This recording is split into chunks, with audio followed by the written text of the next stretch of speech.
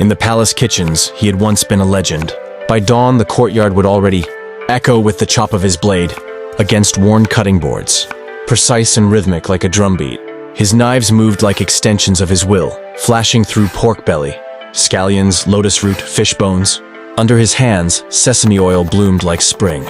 Ginger hissed in hot pans. Even the emperor had said once, over a mouthful of river eel. This man cooks as if heaven were watching. He never responded to compliments. That was his way. He bowed his head, tightened his grip on the blade, and returned to work. No apprentices lasted long under him, but still, they begged to learn. In the capital, people whispered that the palace's taste changed after he arrived, as if even the heavens had started eating better. But one stormy night, the heavens turned away. The wind had howled through the eaves like wolves. Rain pounded the courtyard stones in sheets. Inside, the kitchen glowed gold with oil lamps and furnace heat. He had been perfecting a new dish, fermented black bean duck. The flavors had to be timed precisely, and he'd pushed the fire hotter than usual, adding dried orange peel at the right second. A scullion shouted something about the oil bubbling too fast. He stepped forward to adjust the stove. Later, someone would say it had been a faulty vent. Another would blame a cracked firepot. No one really knew. What everyone remembered was the sound. It began as a low roar, then a sudden splitting blast. Clay shattered. Wood snapped. Light, white, brighter than any fire, then dark, then pain. A week passed before he woke again. Or rather, before they told him he had. He couldn't see, couldn't move much. His head throbbed. His eyes burned without light. A cool cloth pressed to his face, but the pain stayed. He listened for truth. Not in words, but in the silence after. The way servants whispered when they thought he was asleep. The way no one said, he will cook again. He was blind, totally, permanently. The realization didn't hit like thunder. It came slowly, in the days that followed. He couldn't tell when night fell. Couldn't trace his fingers across a blade to feel its weight. Couldn't even find the basin to wash his hands without help. He had always relied on sight. Every slice, every flash of the pan, every glance at a bubbling pot. Timing wasn't counted in seconds, but in the way steam curled. That world was gone now. And without it, who was he? After 17 years in the palace kitchen, he would never see another flame. Never test the sear of a duck's skin. Never read the color of broth and know what it lacked. He knew what blindness meant. Not just darkness, but uselessness. In the palace, everyone had a function. Without one, you were a burden. The day they came to remove him, it was raining again. 2 guards stood outside his quarters, silent, armored, faces unreadable. Beside them, a minor official from the Imperial kitchen.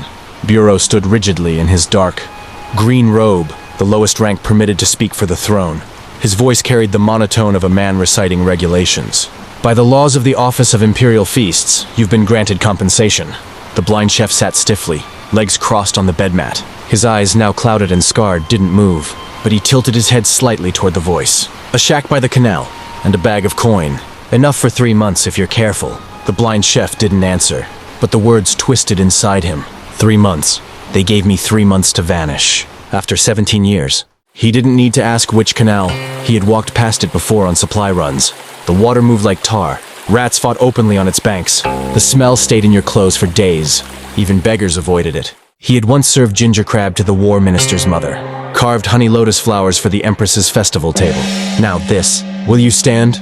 The minor official from the Imperial Kitchen Bureau asked. Still, he didn't speak. His hands, calloused from decades at the stove, tightened at the edge of the mat. In his mind, he said, "They want me to walk away quietly.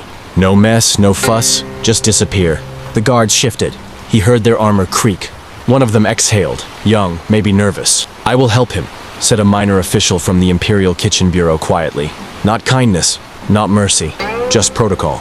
Blind chef didn't belong here, but they couldn't toss him out like kitchen waste, not openly. A minor official from the Imperial Kitchen Bureau stepped forward, took his arm, and helped him rise. The motion was slow, clumsy. His balance had vanished. He had once spun with boiling pans in both hands. Now he stumbled from his own mat. They left the room in silence. Outside, the rain had softened to a mist. The blind chef could feel it on his face as they walked. Down the corridor he once paced every morning, giving orders before sunrise. Past the pantry he'd reorganized. Past the garden where he had once sat peeling lychees after evening meals. "I know every stone of this place," he thought, "but I'll never see it again." He heard the rustle of robes, the shuffle of steps behind closed doors. No one came out to say farewell. They reached the outer gate. He could smell the street, wet dust, horse dung, fried bean cakes from a cart nearby. The city was there, just beyond. A minor official from the Imperial Kitchen Bureau stopped. "This is where we part," he said, evenly. The blind chef turned his face upward toward the voice. He didn't speak. He didn't bow. What's left to bow with? Dignity? A minor official from the Imperial Kitchen Bureau hesitated. "There's a soldier who will guide you the rest of the way." No response. I hope you find peace." The blind chef heard the lie in it, but also the discomfort, the guilt. Then, a minor official from the Imperial Kitchen Bureau walked away, robes whispering over stone, steps fading into mist. The soldier took his arm. Not roughly, just enough to guide. The chef followed, one slow step at a time, each one farther from the life he had built. He couldn't see the palace gate swing shut behind him, but he felt it, in the air, in the way the sound echoed. A finality to it. 17 years, gone in a single step. So this is what the end sounds like. He didn't weep. He didn't look back. But as the gate clanged shut behind him, something inside broke. Not like the blast. Not fast, not violent. Just quietly. Like a knife finally set down after too many years.